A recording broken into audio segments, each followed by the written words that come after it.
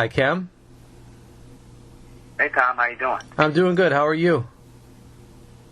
I'm all right, sir. Cool. Thank you for taking some time out for the interview. As always a pleasure to speak with you. Thank you. Thank you for having me. I got to start, of course, talking about this new single, Lie to Me. And, man, can I just tell you how impressed I always am. Whenever you send a song to radio, how quickly it flies up the Urban AC charts, man. I mean, now it's number 2, and I think it was 7 weeks. You know, stuff doesn't just move that fast, but when Kem puts his single out, it flies up, man. I love it. Talk about that a bit. Yeah. It's very gratifying, you know, to have been, to not have released any new music in 6 years, and then have radio and have people, you know, have the new music be embraced the way that Lie to Me is really a very cool thing, and something that I don't take it for granted. You know, a lot of good music out there, and you know, we feel really good about it. And I think this single has gone up the charts faster than any of, you know, the quickest rises, you know, of all the music that I've put out. So I'm really excited about it. Just need Usher to take his foot off the gas for a minute, and you'll be right there at number 1. Yeah. It'll be Not soon. mad at him. Yeah. Somebody gets It'll be soon enough. But, man, I got to tell you, when I first heard about the song, when the press release came out, and I saw co-written by Anthony Hamilton, Salaam Remi, and James Poyser along with yourself, I was like, oh my goodness. I can't even imagine what that session was like creating this. So can you talk about having all you geniuses together? Well, actually, you know, they wrote it. They were together. Okay. They did it. They sent it to me. I think Anthony's camp sent it to me probably in 2015, 2016. It's like I didn't write to it until a couple of years ago. I mean, it's really, you know, I really sat on it for a long time, and once I put my pen to it, you know, the rest is history. And the song is really kind of based on a conversation or conversations that I had with my wife, Erica, before we got married, you know, about being, trying to be transparent in our relationship, putting everything on the table, the good, the bad, and the ugly. Yeah. You know, so that's really what the context of the song is. Really, we couldn't be happier, man. You know, again, it just feels really good, you know, to be back at it, you know, at radio, and to have people embrace the new music.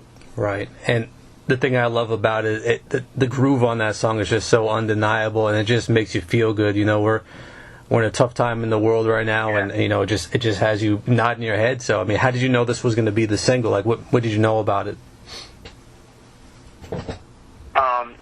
It was produced by a producer that I'm working with on this record. His name he goes by DOA. His name is Derek Allen, and he's really been, you know, an incredible asset, an incredible partner to work with on this record. And you know, I sent him the chords, and I sent him the hook, and he just, you know, built this track around it that really is reminiscent to me. It's reminiscent of got kind of like a Earth, Wind, and Fire groove to it, and you know, and I just dug it right from the top. And I knew, you know, we record. I mean, I'd been cutting vocals a couple of years ago, so you know, I knew that like this was probably one of the standouts on the album. And you know, I mean, yeah. So we're you know, we're really, really, really pleased. The thing I really admire too about it is, like, you know, you have sort of a signature tone, you know, that you've been so successful with over the years, but you keep finding ways to make it fresh. That doesn't always sound the same. You know, you come with different vibes like this one, and I love you're able to always come with something that makes it feel fresh and not always the same thing. Is that always a goal of yours as well? Well, you ain't heard nothing yet. Yeah. Look, man. Oh, my God, man, look. I mean, you know, I started out, man, you you know, with the Chemistry album, Mm-hmm. you know, and all of my albums was like, you know, there was a rhythm section, you know. I take, you know, bass, drums, keys, guitar, you know, and there's nothing wrong with that. You know, we kind of, you know, set the tone of being able to create music in the tradition of R&B and, you know, using just the basic instruments. But on this album, this album is probably the most progressive, most contemporary, most edgy,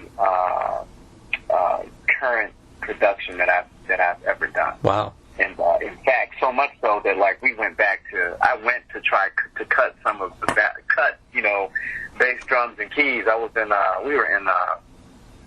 at Jeff Bass's studio outside of Detroit, and you know we're trying to cut these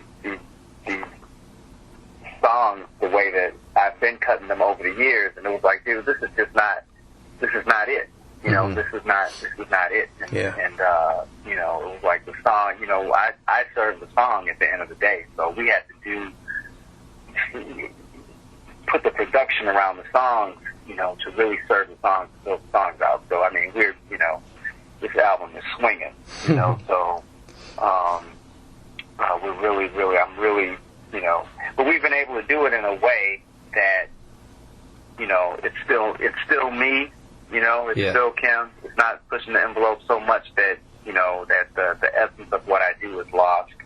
But it's really, really fresh, and you know, it's competitive, you know, and I feel really, really, really good about it, you know. And at this stage of my career, you know, I've been doing this almost 20 years, so it's like, you know what, you know, I love all of my music, but let me, you know, let's see how we can color, right? You know, let's play with this, and let's dance a little bit, you know. So I really can't wait to let people get a taste of the entire project. I love that. You know, I'm excited to hear this, especially how you explain it. I gotta tell you though, when I hear current and edgy, my mind can't help but think of trap and rap singing. I know Kem's not doing any of that, right? No. Just you know, no. Just production wise, you know, more. There's a lot more programming. You know, I guess that's really what I mean. A lot more programming. It's not as you know, a lot more programming. You know, it's probably the most up-tempo. Right. I've got the most up-tempo songs on this album that I have probably on all of my records combined. Wow. Right.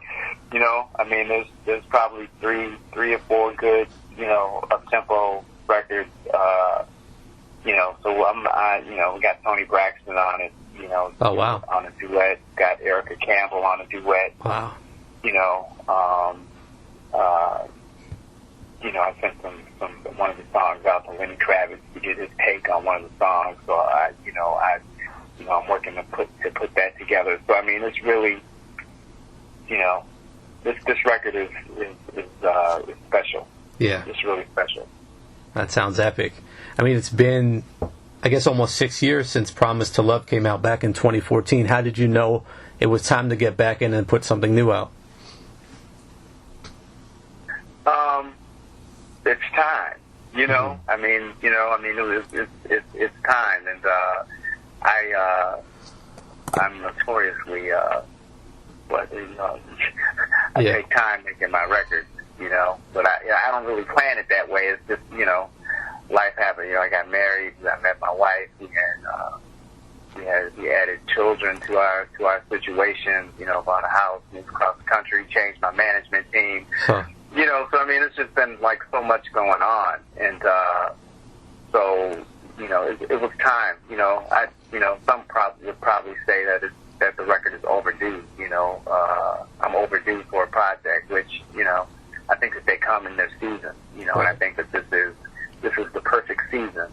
You know, for this album. Right. And you know, it's the perfect season for it, and.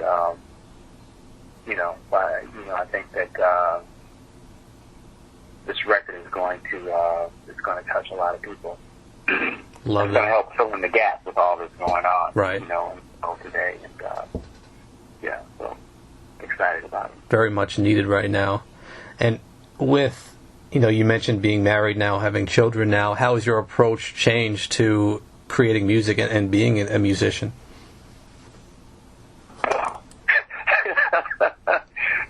I'm recording at home, for the first time, in my life. I'm cutting vocals. I'm on the phone with you, sitting down in a chair right up underneath my microphone. When I get off the phone, go back to, finishing these vocals, trying to meet our deadline in a couple of weeks. So, right. I'm working at home. The kids are in the house. We got a lot, the kids are in the house, being taken care of. We're all here, sheltering in place, I guess, so it's, I'm mixing as we speak, so they're working on a mix in Los Angeles, and they'll send me a reference, and, so it's, it's a new day, a chemistry record. Right. That's awesome. A new day, and, so for us to be able to put this kind of, and the way that it's come together and the finished product is really, that's really what never gets lost, is my stamp on making sure that that all of our I's are dotted and our T's are crossed. That doesn't get lost, so it doesn't really matter. Well, I guess that's what I've learned over the years about the recording process. It doesn't really matter what the process is. What matters is that you get the result that you're looking for, no matter how you get there. That's really the point. So, gotcha. We're accomplishing that, and happy about it.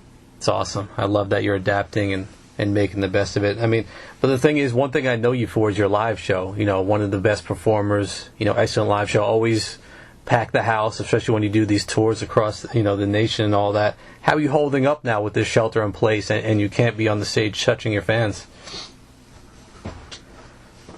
Yeah, it's rough, I miss being out on the road.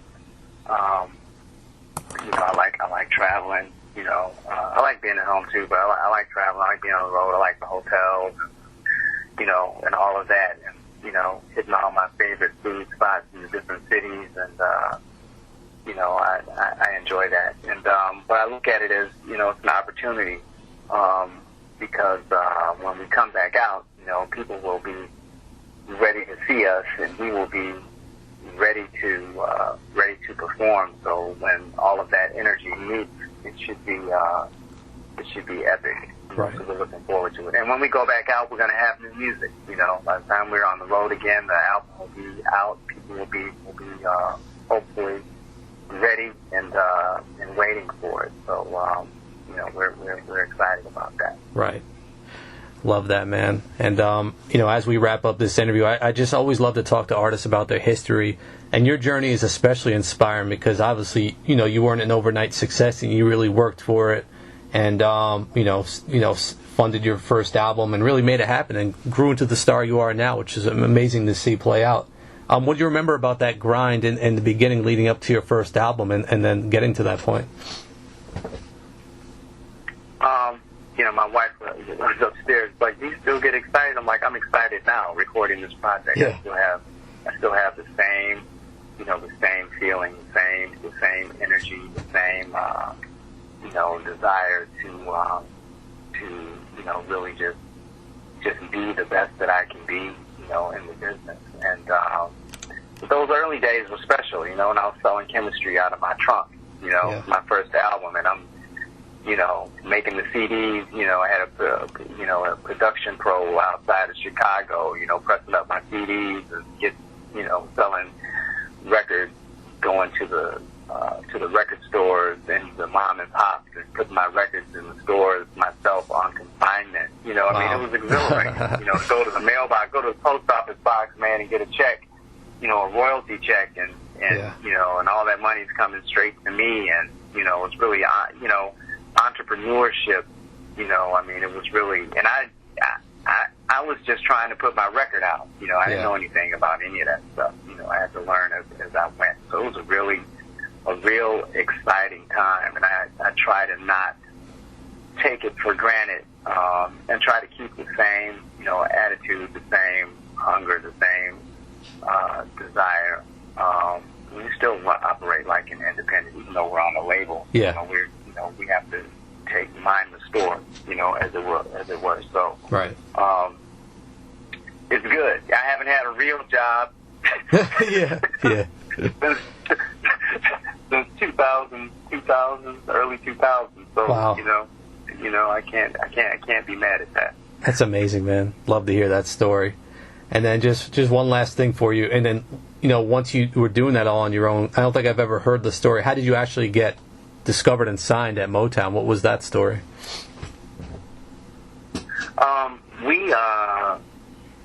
We had, I think we were in negotiation with Motown about 8 months after I released Chemistry on my own. And, the barcode on the back of the CD was mine. I figured, I read up and figured out how to do that. And wow. so every time one sold, there was a blip, on somebody's radar. It showed up someplace, just like whoever else was making records at the time, Luther or whoever, Mary, everybody. I looked at myself as being in competition, yeah, with everybody. And so we were selling records. We were on the radio. We weren't moving, a lot of records for somebody who wasn't signed to an album to have record play and be charting. Yeah. So Motown reached out. Somebody at the label was at a barbecue or something and heard the record and asked about it and looked into it. And they're like, well, who's this guy in Detroit who's, selling these records, and is not signed to anybody, and I went to New York to meet Kedar and who else was there? Avery and Avery Lipman, Monty and Avery. I was there. They were all in the room, dude. Mm. I drugged my keyboard. Never been anywhere. You would have thought I was Jed Clampett or somebody. Man.